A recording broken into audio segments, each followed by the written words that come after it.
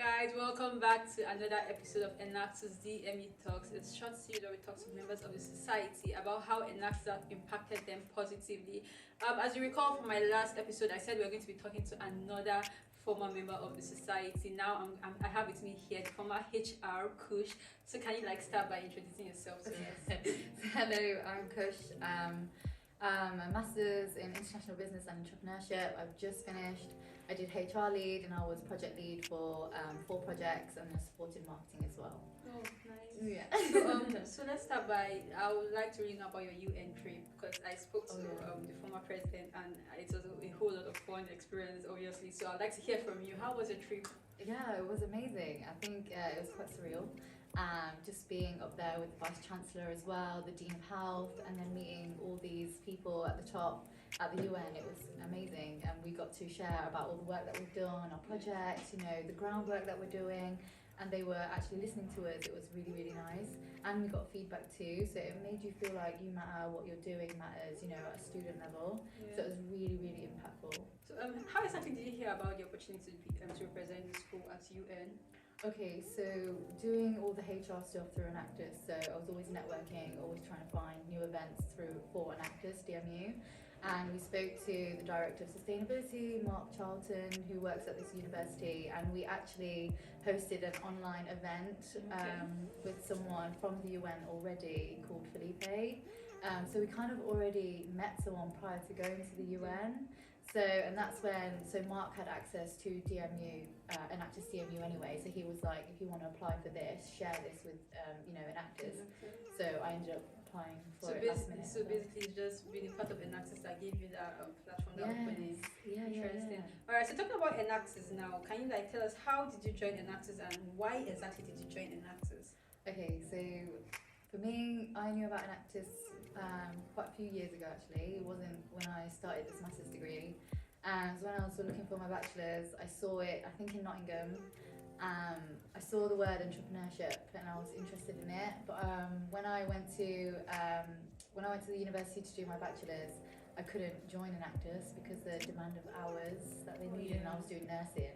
So it didn't match, so I never got the opportunity to do it. And then as soon as I did my master's, I looked for it. You had in your mind, I definitely want to join the society. Yeah, so I already knew what it was, I knew what I wanted. Do you know what I mean? And I just joined. Yeah. That's nice. So how has the experience been so far? Any challenges, when you're obviously a part, because now you're no longer a part of Enactus, right? Yeah. So how was the challenge? Was there any challenges and how was the experience? What did you get from Enactus? Okay, so challenges, there was loads because obviously doing HR, so when we all started, I think at the new academic year, so 21, 22, I think there was only 8 of us, or there was not many of us anyway, and then I was a last minute fill-in for HR lead. I wasn't the original, so it was kind of like I didn't have any HR experience, so it's kind of like, how are we going to recruit, I don't have any experience in it, how am I going to reach out to students, do I even believe in it, I'm going to look silly and things like that, do you know what I mean? It's scary. But then I kind of reflected, I did a lot of ambassador work during my bachelor's degree, a lot of international ambassador work, so I kind of used that, reflected back on that, and it's presentations, finding spaces where you can reach students, so through lecturers, speaking to the DSU and things like that, and seeing what's going on and see where you can actually spread the word about it. So that was the main challenge, and then we had to restructure the whole onboarding process. So it wasn't just me, the whole committee worked together, and we restructured all of that. We hosted loads of welcome sessions, and every time we did a welcome session we kind of learned something new. So it's kind of consistent reflecting, I guess, and learning, and then adding something new to it. So it's every time we onboarded somebody, they didn't know what their SDG goals were, or every time we onboarded someone, they didn't actually know what Enactus stands for, what it is, what the benefits were, they didn't actually know. So we put all of that in our onboarding session, And then the challenges were, obviously, we're quite ambitious, the committee, so we wanted new projects, so we had brainstormed all of summer, and then we had all the ideas, and then through the recruitment process, whichever one people were joining, those are the projects that launched. And then homelessness, dental poverty that I took on, but that wasn't my original idea. It was from Enactus UK, and then Project Salute Hat, which is the global health poverty one. People took interest to that, so then I was supporting those, and then it was like managing all of those projects as well. Yeah, and getting people on board with that, and then it's like finding the research, because they were all ideas at the beginning. Do you know what I mean? And then it's like expanding the marketing. So I had a bit of marketing experience a few months prior from volunteering with an NGO. So it's kind of like making sure that that's all. Do you know what I mean? Like we're getting the awareness. Yeah. So there's a lot. So there was many challenges, because then it's like getting a project from an idea into reality is really hard. Like a project manager. yeah, it's hard, because I think there's like a mental block, you know, like when you're trying to turn an idea into reality, you have to really, really believe in it, and then you have to push the team to believe in it, and then do the work on top of all your uni work, and then you've got deadlines, you've got so much going on. Yeah, so it wasn't easy. And then like one of the other projects, like Project Smile, that had a lot of challenges from the name. We found out that it was already a game, so then we had copyright issues. We had to change it, but we had help from a lecturer who checked it for us from law. And then it was down to like identifying the Leicester community, and you know how diverse we are, all the language barriers, illiteracy and all of that, and how we could adapt to that, and then how to like get all the children, you know, because originally we wanted to go through schools, but then you can't pick on certain children because then it encourages bullying, so we went down the food bank route. There was loads, yeah. And then especially with Salute Hat, so that was the slowest one because it's an international project. So it's trying to get people on board with that one and believe it, just because it was so big.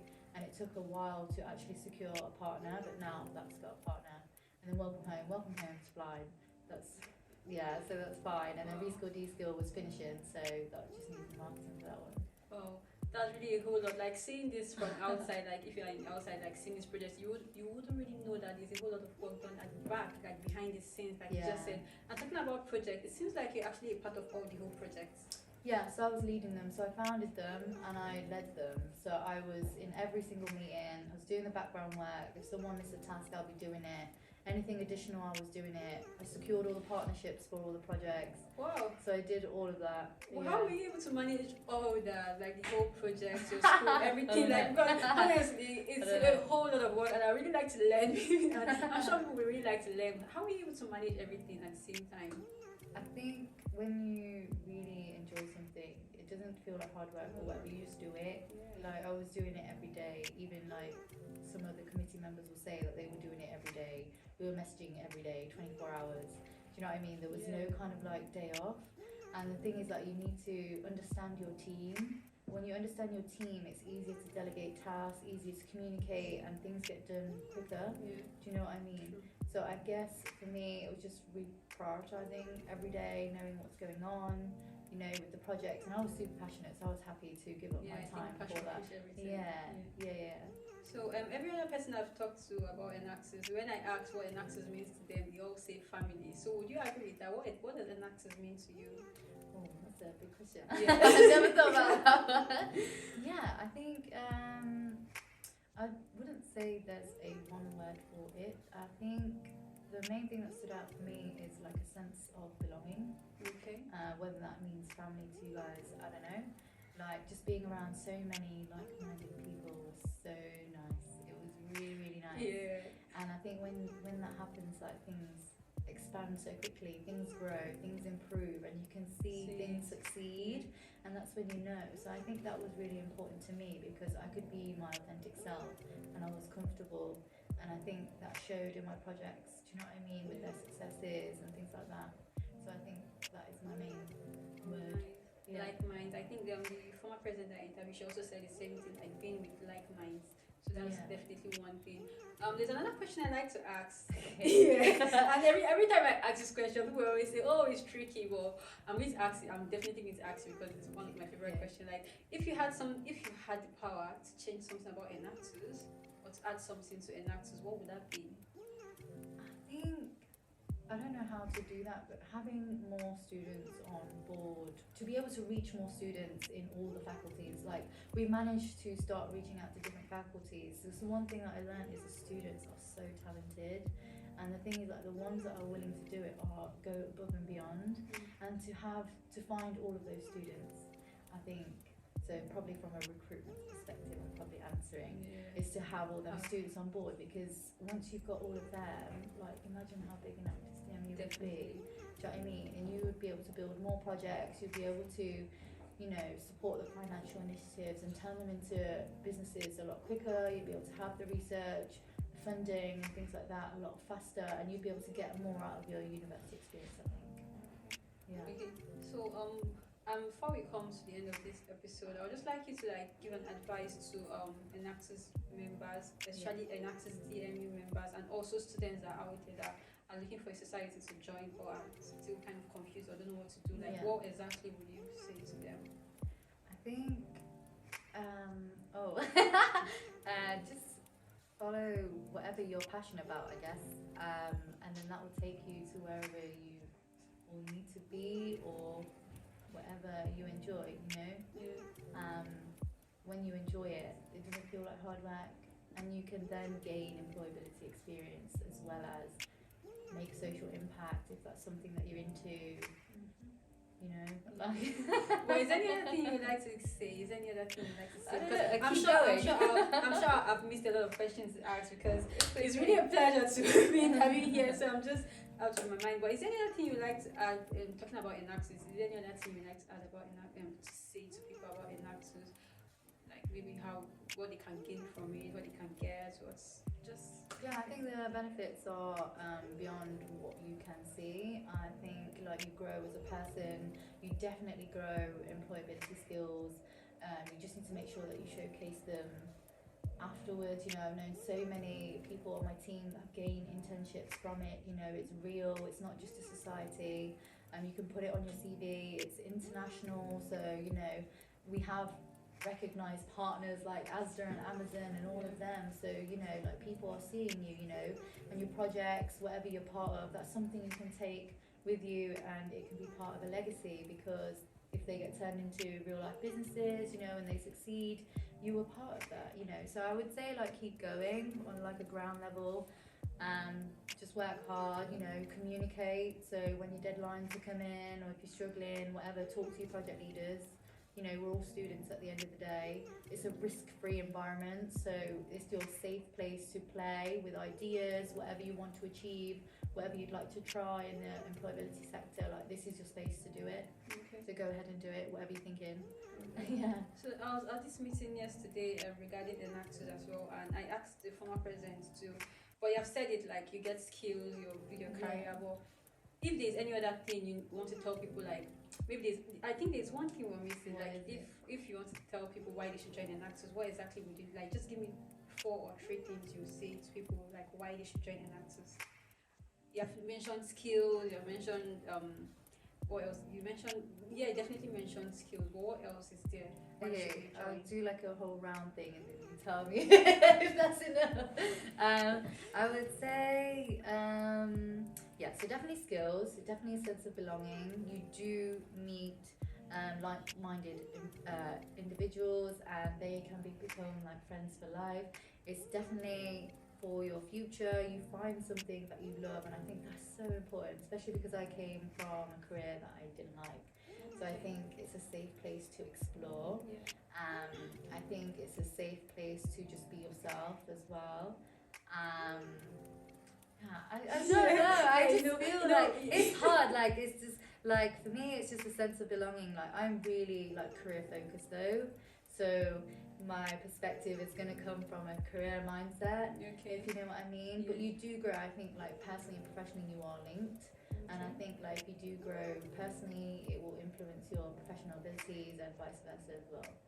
So yeah, I think just. Oh yeah, so that's alright. Well, during this meeting, I'm sure I was at the meeting with my. It's alright. We all have different answers, which is good, and it's definitely right.